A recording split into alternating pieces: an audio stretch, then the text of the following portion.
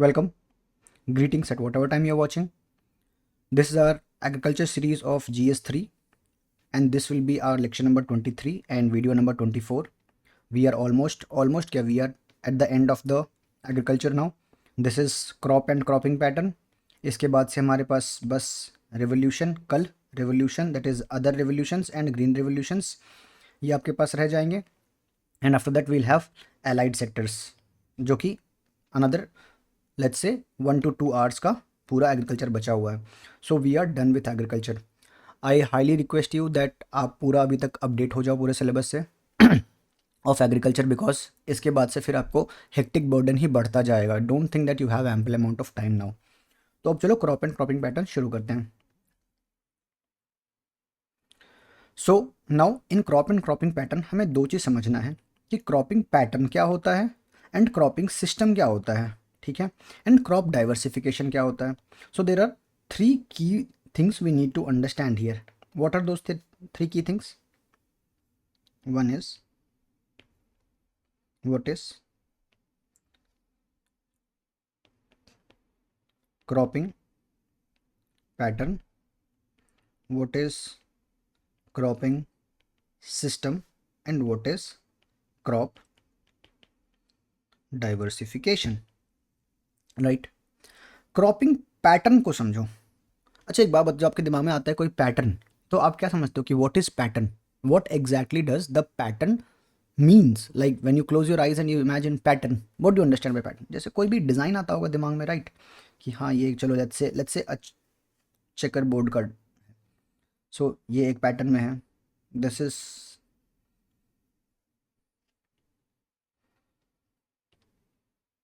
ये पैटर्न हो गया, right. So this stands like a appears to be a pattern, है ना, कि एक पैटर्न में दिख रहा है. तो चलो ऐसे समझते हैं, सुनील जी और सिन्हा जी दो आदमी खड़े हैं. नो सुनील जी एंड सिन्हा जी खड़े हैं और एक पहाड़ी पे खड़े हैं और यहाँ से ये देख रहे हैं इसको. तो इनको एक पैटर्न दिख रहा है. दिस इज कॉल्ड पैटर्न, कि किस पैटर्न में लगा हुआ है. नो डोंट इमेजिन कि पैटर्न मतलब इसी पैटर्न में ऐसे ही खेतों में ऐसे ही दिख रहा है. No, pattern is in which particular manner it is done, किस तरीके से हो रहा है. मैं उसको और डिटेल में समझाऊंगा इन टर्म्स ऑफ क्रॉप और system. Now let's come to cropping system. For that any system क्या होगा.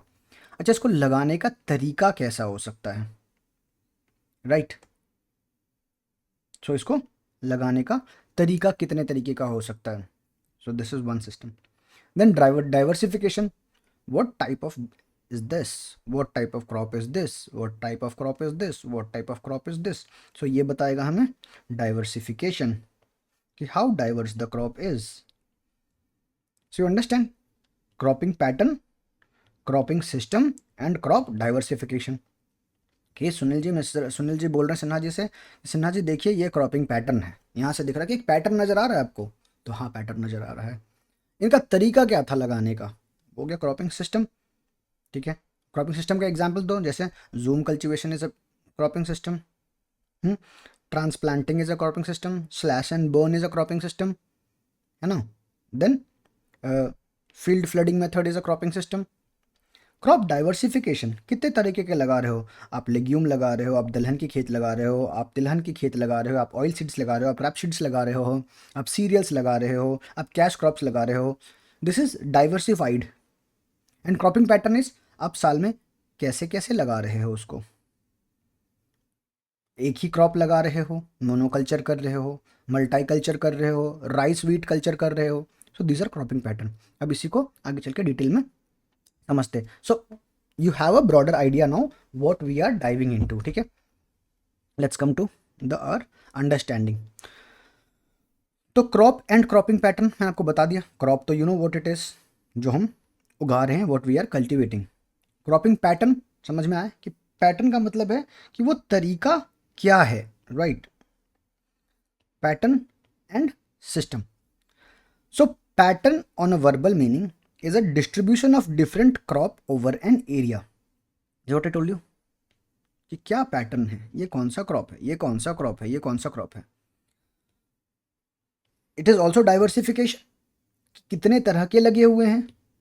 Diversification is different angle to see that, but cropping pattern is किस पैटर्न में लगा हुआ है, नॉट नेसेसरली कि ये सारे अलग ही हैं, यहाँ पे हो सकता है अलग हो सकता है सेम ही हो, ठीक है।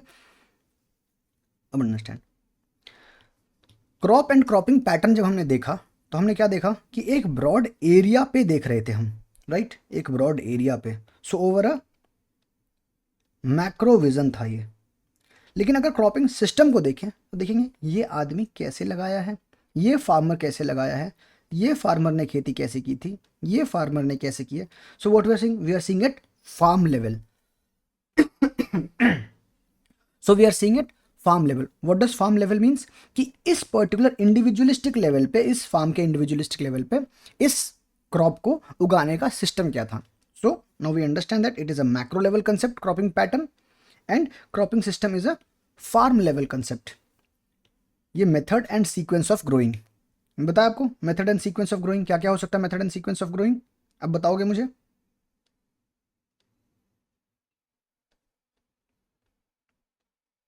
You will tell me. जैसे अभी बताया मैंने जूमिंग, क्या स्लैश एंड बर्न, जिसको जूमिंग को स्लैश एंड बर्न भी कहते हैं। Then we have transplanting method, nursery method की, जैसे हमने पैडी कल्टीवेशन किया, पहले छिड़क दिए, उग गया, इनको देन उखाड़ के we make it into bundles and then इस बंडल को लेके it is transplanted in the same field एक लाइन से।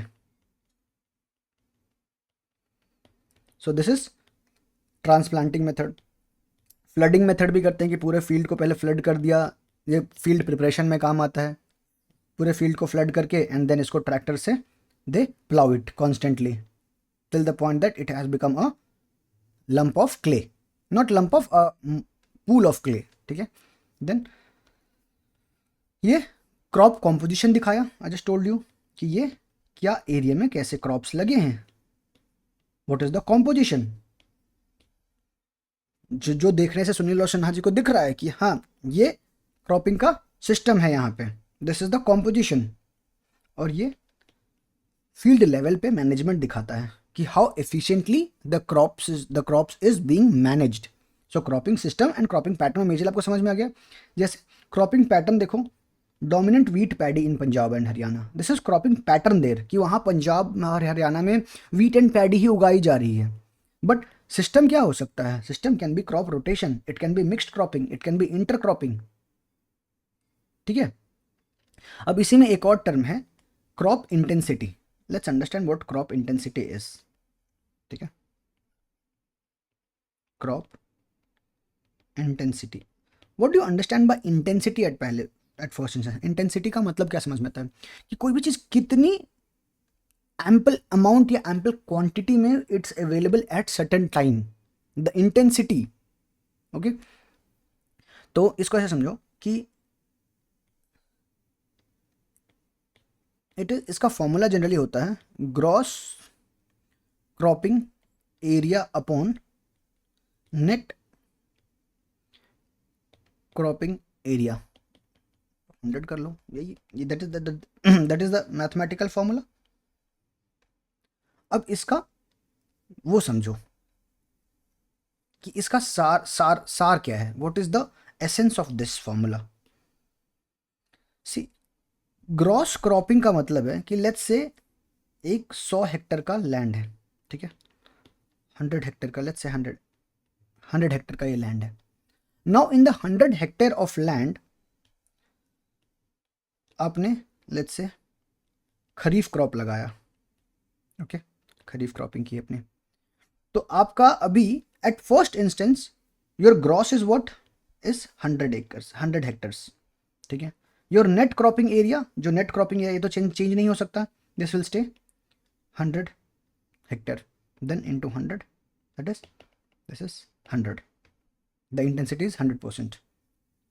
नाउ लेट्स से आपने इस फील्ड में, इस पर्टिकुलर फील्ड में विद इन 1 ईयर आपने लगाया है एक बार राबी, एक बार खरीफ,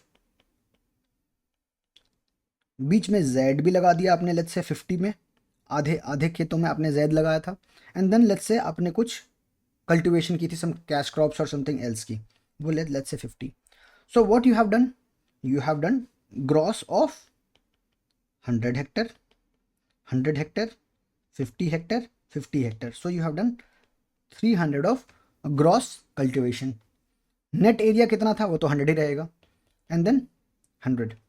So you get 300% cropping intensity. So this is cropping intensity कि how intensively, कितने इंटेंसिवली आप कल्टिवेशन या एग्रीकल्चर कर रहे हो इस पर्टिकुलर फील्ड पे. सो क्रॉपिंग इंटेंसिटी से, इस मेट्रिक से what are the things you can derive, ये बताओ कि हाँ सर ये पढ़ के, एक पर्टिकुलर एरिया का क्रॉपिंग इंटेंसिटी पढ़ के I can tell you n number of things. What are those n number of things? पहले बता सकते हैं कि how efficiently and how inefficiently this is being managed. अगर टू मच है एंड विदाउट मैनेजमेंट है तो सॉइल डिप्लीटेशन तो पक्का करेगा, बिकॉज टू मच ऑफ इससे एक्सट्रैक्ट कर ले रहे हैं, बस इसको एक पर्टिकुलर मैनेज्ड वे में, लाइक क्रॉप रोटेशन नहीं कर रहे हैं. The crops which are depleting nitrogen and the crop which are restoring nitrogen are not done in an equal proportion. ठीक है, तो क्रॉपिंग इंटेंसिटी हमें क्या बताता है? देखो, this is what I have taught you now.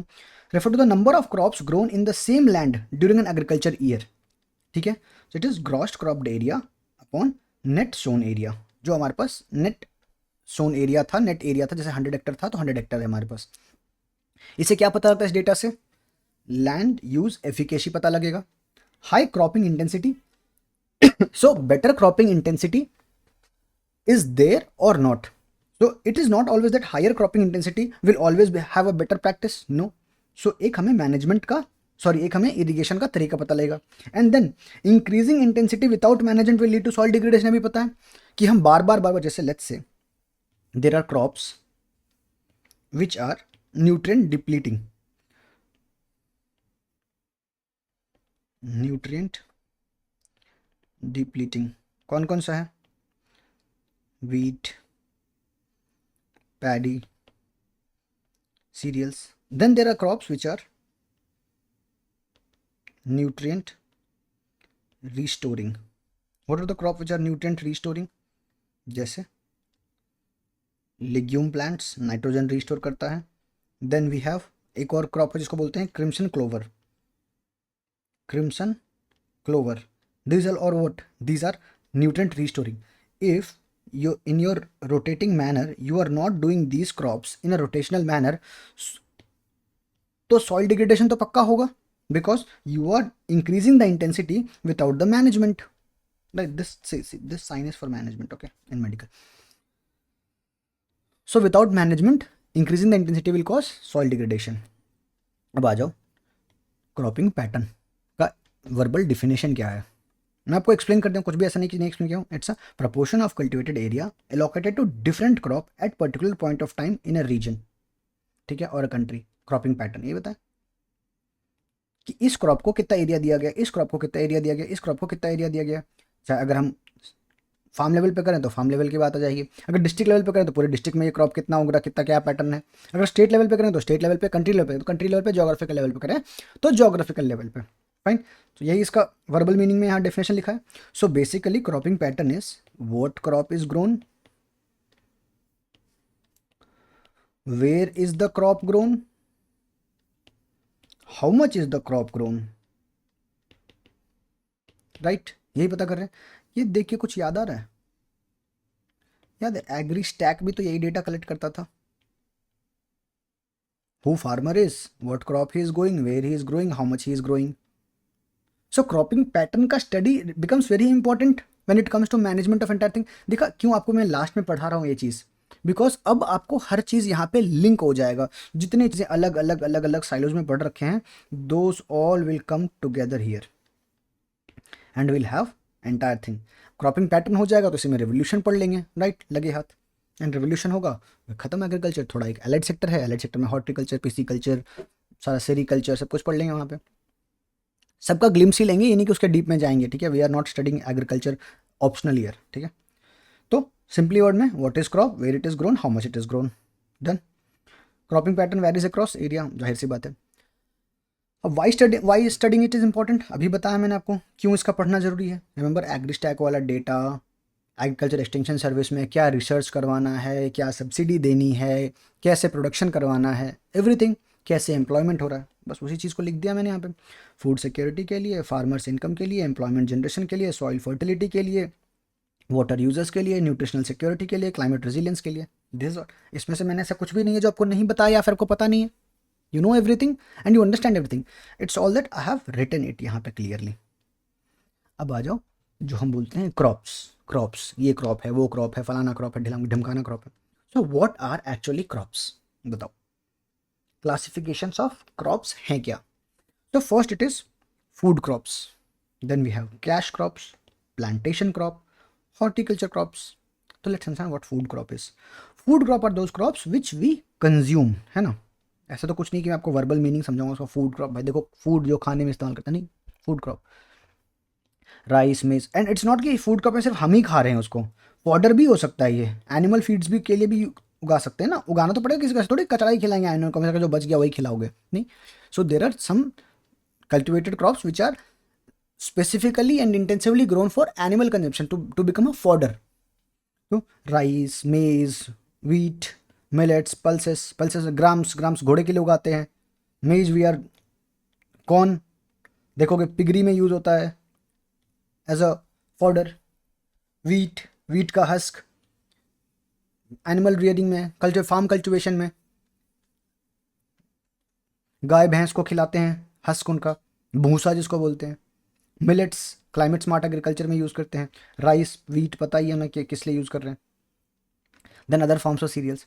Cash crops, these crops are the crops which are primarily meant to be raw material for secondary industry. ये cash crops are always raw materials only, जैसे cotton, sugar cane, jute, tobacco, oil seeds, ये raw material हैं, इनसे oil निकलेगा। Tobacco से different tobacco products बनेंगे। Jute से कुछ ना कुछ बनेगा, गनी बैग्स बनेंगे। There are so many things which can be made out of Jutes. Ropes बन सकते हैं, मैट्स बन सकते हैं, कारपेट्स बन सकते हैं, so many things. Sugar cane, you know, ethanol बन रहा है, शुगर ऑब्वियसली शुगर बन रहा है, जैगरी बन रहा है, मोलासेस निकल रहे हैं, ठीक है। Then different types of sugar निकाल के एक्सट्रैक्ट करके its use medicinal purpose, its use number of things. I do not need to tell you everything. Cotton, you know, textile, सारा टेक्सटाइल बन रहा है। Then plantation crops, what are plantation crops, जिसका इस्तेमाल again as a not raw material but as a source of consumption है, but it's not meant of कि उसके बिना जिंदगी आफत में आ जाएगा। Tea, coffee, rubber, coconut etcetera, this are plantation. ये छोटे से एरिया में नहीं कर सकते आपकी इतना patch of land, it need a long area और it leads requires a long season. ये नहीं कि इसको करके आप हार्वेस्ट एंड कल्टिवेट आपको रोटेशनल सीजन में नहीं, 1 ईयर या रोटेशनल सीजन में नहीं कर सकते। It takes long time. Tea को लगा दो, कॉफ़ी को लगा दो, सो दैट आप इससे कॉन्स्टेंटली एक्सट्रैक्शन कर सकते हो। जैसे आपने लेट्स से एक रबड़ की पेड़ लगाई, ऐसा नहीं कि आप इसको काट के फिर इसके निकाल लोगे, no, you are constantly extracting rubber from this, है ना। ये आप यहाँ पे पंच करते हो, you attach a bucket and then constantly rubber is being dripped. So this is plantation. Tea में भी क्या है, आप टी लगाते हो and then you pluck this constantly. Coffee में, रबड़ में, हर तरह में यही होता है कि इसको प्लग करके बास्केट में भर लिए, है ना। Then the person who is carrying it plugs it, puts it in the basket, done. Plantation crop, understood what plantation crop is. Then horticulture crops, जो फ्रूट्स एंड वेजिटेबल्स हो गए, fruit, vegetable, flowers, spices, medicinal things, this are horticulture crops. You understand what are the classification of crops. ये नहीं कि इतने ही हैं, होंगे और भी ज़्यादा, बट हमें एग्जाम के लिए पर्पज से इतना ही पढ़ना, पढ़ लो, या फिर एग्जाम्पल्स याद आने के लिए दिमाग में ऐसा नहीं right the forms of crops नहीं पूछेगा कभी भी, कोई पॉइंट नहीं बनता उसको पूछने का। थोड़ा आपको एक्सप्लेनेशन के लिए मैंने यहाँ पे लिख दिया है कि राइस कौन कौन से एरिया में डोमिनेटेड है, फेवरेबल कंडीशन क्या चाहिए, इसको ज़रूर देख लेना कि राइस के लिए फेवरेबल कंडीशन क्या है। हाई रेनफॉल होना चाहिए, फर्टल एलुवियल सॉइल होना चाहिए, इरिगेशन फैसिलिटी। एक क्वेश्चन आया था कि identify the crop 110 days of Frost free season, remember that option, वो क्या था, यही था ना, कॉटन का। देखो लॉन्ग फ्रॉस्ट फ्री पीरियड चाहिए, मॉडरेट रेनफॉल चाहिए, ब्लैक कॉटन सॉइल, तो कहाँ कहाँ होता है, गुजरात, हरियाणा, पंजाब, महाराष्ट्र, तेलंगाना। शुगर केन का water the it is a water intensive crop making का कल्टिवेशन अनसस्टेनेबल। उत्तर प्रदेश, कर्नाटका, तमिलनाडु, बिहार में भी होता है बहुत ज़्यादा sugar cane. Then we have horticulture, कहाँ का हॉर्टिकल्चर होता है, Maharashtra, Karnataka, Gujarat. What are the favourable condition, अलग अलग फ्रूट्स एंड वेजिटेबल्स के अलग अलग चाहिए। हाई वैल्यू हॉर्टिकल्चर, इसमें फूड प्रोसेसिंग इंडस्ट्री का रॉ मटेरियल बन रहा है यहाँ से। These are the major fodder for food processing industries. Pulses को I know Madhya Pradesh and Maharashtra are highest producer of pulses सीज। तो याद करो कि मध्य प्रदेश और महाराष्ट्र में क्लाइमेट कैसे होते हैं, तो those types of climate will be favourable for it. तो India is the largest producer and consumer of the pulses. और क्लाइमेट कंडीशन कैसा होगा, जो मध्य प्रदेश, हरियाणा, कर्नाटका, इन सब जगह, नॉट हरियाणा, मध्य प्रदेश, महाराष्ट्र, राजस्थान में जो होते हैं, इमेजिन इट। वीट के लिए obviously we know WWR, wheat, winter, rabi crop है ये, तो कूल विंटर चाहिए। अब देखो किसी भी क्रॉप का वो राबी है या खरीफ है डिपेंड करता है उसके शोइंग सीजन पे, कि किस सीजन में वो शो किया जा रहा है, उसको बोया किस सीजन में जा रहा है, राइट। तो मॉडरेट रेनफॉल चाहिए, फर्टाइल अलुवियल सॉइल चाहिए, अलुवियल सॉइल इसके लिए भी चाहिए, राइस के लिए भी अलुवियल सॉइल चाहिए, राइट। इरिगेशन फैसिलिटी होना चाहिए। इसको देखो वार्म एंड ह्यूमिड क्लाइमेट चाहिए, इसको क्या चाहिए था, cold winter and moderate rainfall वाली क्लाइमेट। तो ऐसी ऐसी है, इसका पता है हमें SR के समर, राइस, खरीफ। वो क्या था, WWR, विंटर, वीट, राबी। ओके, ऐसी करके याद रखना। Millets, when ever the cropping pattern comes, remember एक छोटा सा मैप बना के यू ऑलवेज डू दिस, ठीक है।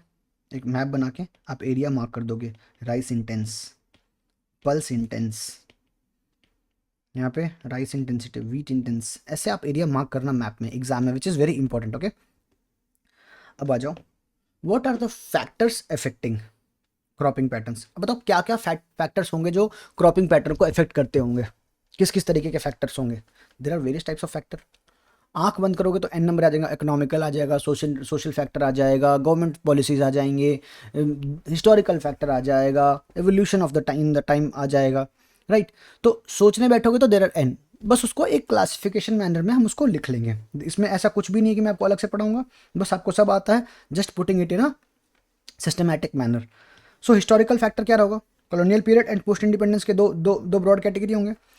परमानेंट सेटलमेंट एक्ट आया, रोतवारी सिस्टम आया, महलवारी सिस्टम आया, फेमाइन आया। आप मुझे बताओगे परमानेंट सेटलमेंट एक्ट को एक और नाम क्या था, sorry I will not right, एक और नाम क्या था।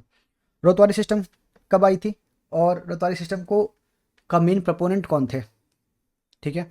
महलवारी सिस्टम कब बताओगे, कौन से एरिया में था महलवारी सिस्टम, ठीक है। रोतवारी सिस्टम का यू विल से इसका नाम भी R से शुरू होता है, ठीक है, जॉन रो। Then different types of famine आए थे, लॉस ऑफ प्लांटेशन हुआ था। These were the factors which were affecting the cropping pattern. Then कि परमानेंट सेटलमेंट एक्ट हो गया, रोतवारी सिस्टम हो गया, फोर्स प्लांटेशन था यहाँ पे कि भाई तुम इंडिगो ही उगाओगे, तुम जो मेरे ब्रिटेन के इंडस्ट्री में जो रॉ मटेरियल यूज हो सकता है वही उगाओगे, ठीक है। Then post independence, natural factors क्या थे कि क्लाइमेट एंड टेम्परेचर अफेक्ट कर रहे हैं, रेनफॉल, सॉइल इफेक्ट कर रहा है। अलुवियल सॉइल राइस वीट के लिए है, ब्लैक सॉइल कॉटन के लिए है, रेड मिलेट के लिए है, लेटराइट सॉइल प्लांटेशन क्रॉप्स के लिए है। So these are the factors which, so imagine करो एक क्वेश्चन आया था जहां पूछ रहा था कि what are the factors that affects the cropping pattern and choice of crops. वहां पे था कि I guess particularly high yielding variety या फिर समथिंग के लिए था, कैश क्रॉप्स के मतलब सीरियल क्रॉप्स जो भी चीज़ के लिए रहा हो। तो उसी तरीके से these all becomes the factors ना, ये सारे तो फैक्टर्स हैं। इकोनॉमिकल फैक्टर हो गया,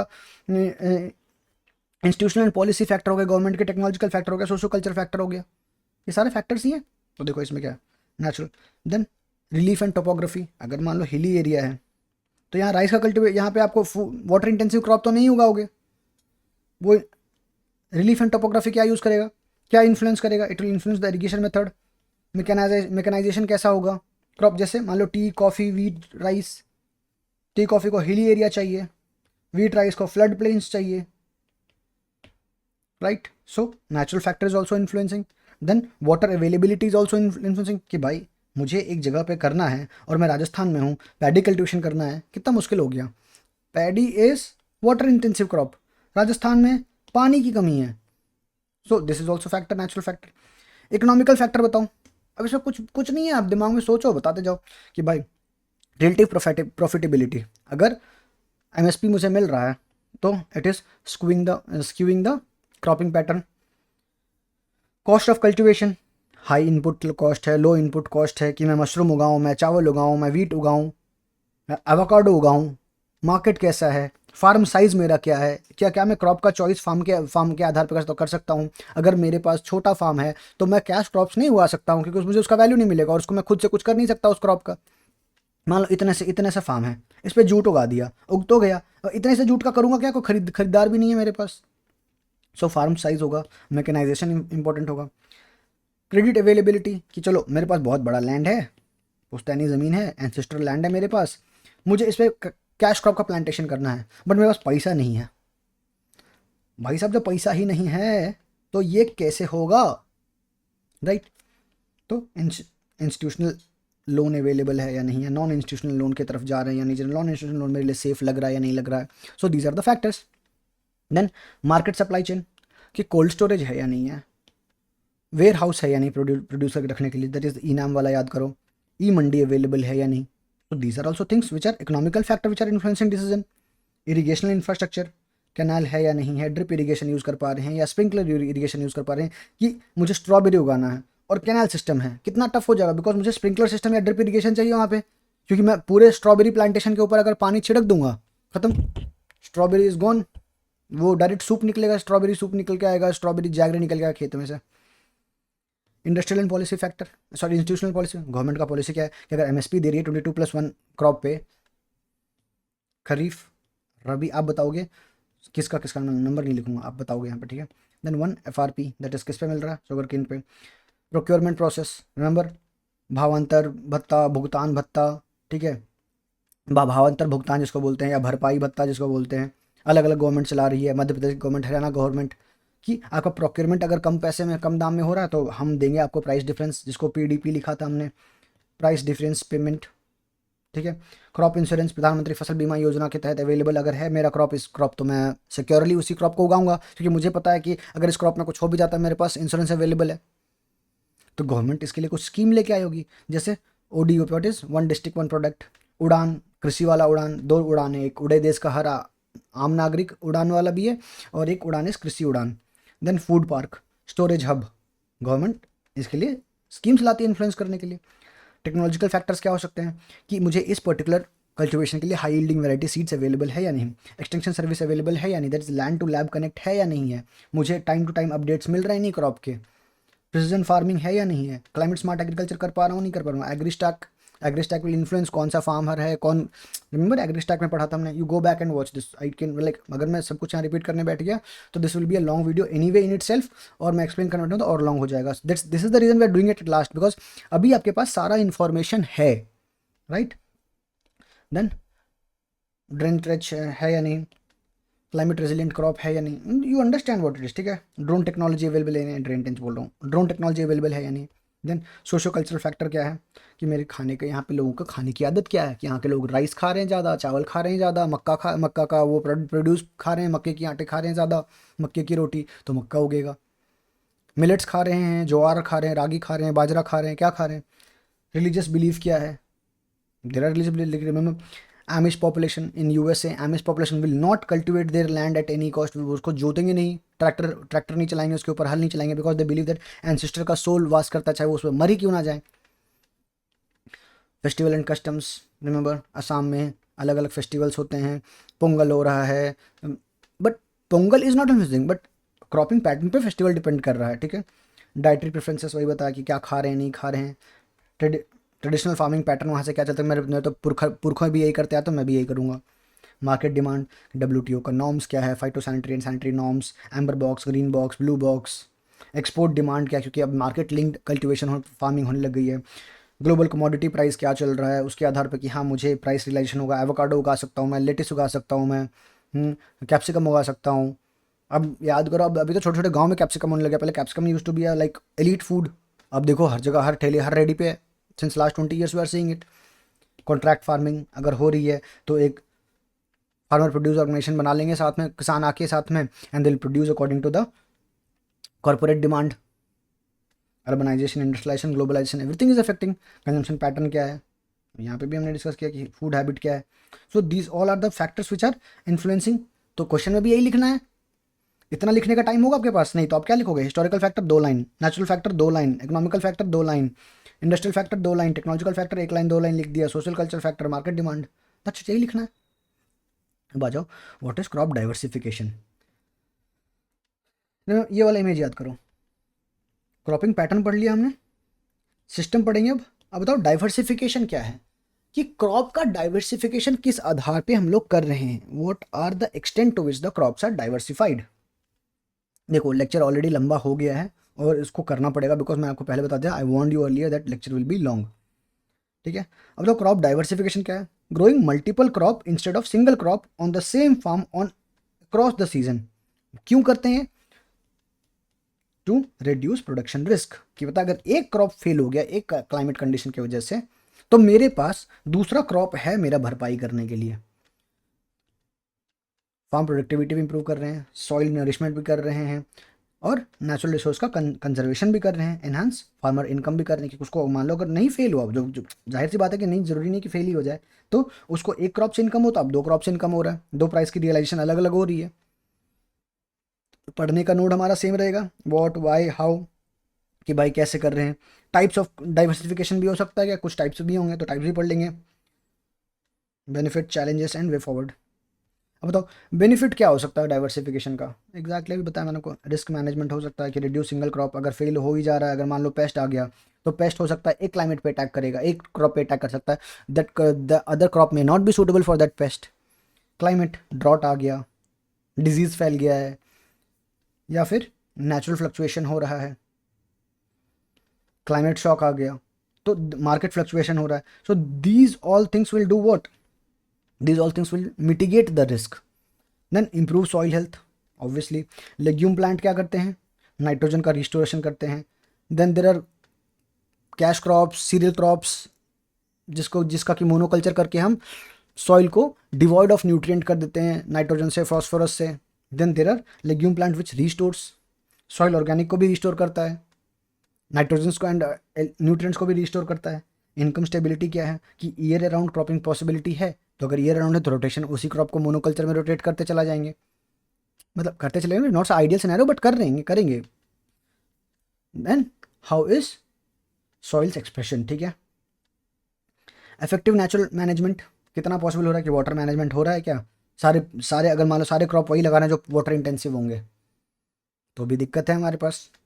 तो दीज आर बेनिफिट, कि अगर हम अलग अलग चीज़ों को डाइवर्सिफाई करके लगा रहे हैं तो हम वाटर मैनेजमेंट को कर सकते हैं। यहाँ पे हाउ वाटर मैनेजमेंट हो सकता है? एक क्रॉप ज़्यादा पानी लेता हो, एक क्रॉप कम पानी लेता हो, तो जो यहाँ दोनों क्रॉप में सेम पानी लगते हैं, हम मिटिगेट कर पा रहे हैं इफेक्ट को। Water use efficacy. अब मुझे बताओगे टाल्कम मीटर का डेफिनेशन क्या है? टाल्कम मीटर का I have taught you in the very first class, you will tell me now water as input में मैंने उसको पढ़ाया है। बायोडाइवर्सिटी कंजर्वेशन, कि भाई डिफरेंट टाइप्स ऑफ क्रॉप्स लगा रहे हैं तो डिफरेंट टाइप्स ऑफ कंजर्वेशन भी तो हो रहा है ना, राइट। इंसेक्ट, बर्ड, पॉलिनेशन, ये सब, क्योंकि मान लो अगर क्रॉप एक ही तरह के लगा दिए and that is not suitable for their insect वहाँ पे, तो वो इंसेक्ट नहीं आएंगे वहाँ पे। अगर वो इंसेक्ट नहीं है तो बर्ड्स नहीं है, different types of pollination, pollinators भी नहीं होंगे। So this is strengthening the ecosystem diversification से, ठीक है। Then climate resilience, not all crops effect the climate in the same way. ना सॉइल को सेम वे में इफेक्ट कर रहा है, ना क्लाइमेट को सेम वे में इफेक्ट कर रहा है। जैसे मान लो अब राइस, व्हीट है, these are methane releasing crops, so these are affecting both soil and environment as well। then soil nutrient benefit, exactly अभी मैंने आपको बताया, nutrient restoring. Remember I crimson clover का बात बताया मैंने, क्रिम्सन क्लोवर, क्रिम्सन क्लोवर ये क्या करता है? Restore nutrient. Then we have wheat, paddy, what they do is they devoid the soil of nutrients. अब थोड़ा ना खींचेंगे पैटर्न बहुत जल्दी बिकॉज हमारे पास भी बहुत पढ़ने के लिए है, ठीक है। So let's do. बेनिफिट हो गया। क्रॉपिंग पैटर्न इन इंडिया क्या है? ये मोनोकल्चर क्रॉपिंग कर रहे हैं, ठीक है। Crop and cropping pattern, so let's divide it into lecture 1 and 2, ठीक है। अभी ऑलरेडी ये 34 मिनट का हो गया ना, अभी नेक्स्ट लेक्चर में हम क्या करते हैं इसको, क्रॉपिंग पैटर्न इंडिया को हम नेक्स्ट लेक्चर में शुरू करें, ताकि आपके लिए भी बर्डन ईजी रहे, because this will take another half an hour से ज़्यादा, 40 मिनट्स, ठीक है. So will do it in part 1 and part 2. Okay, so we'll stop for part 1 here, and then we'll start with part 2. Okay.